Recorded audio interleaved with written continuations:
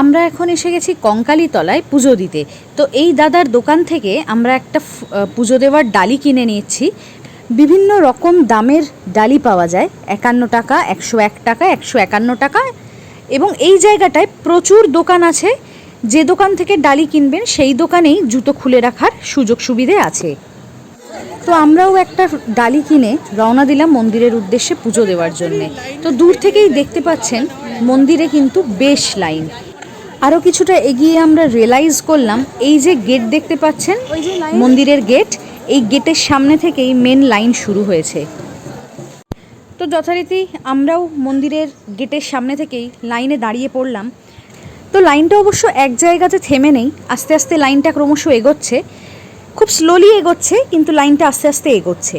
তো মোটামুটি আমরা প্রায় 40 মিনিট লাইনে দাঁড়িয়েছিলাম মন্দিরে ঢোকার জন্যে।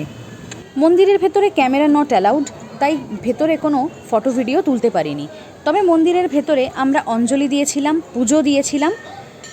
মন্দিরের এই দালানে ছবি তোলা অ্যালাউ ছিল, কিন্তু মন্দিরের গর্ভগৃহে ছবি তোলা অ্যালাউ ছিল না, তাই সেখানে আমরা কোনো রকম কোনো ফটো ভিডিও করতে পারিনি।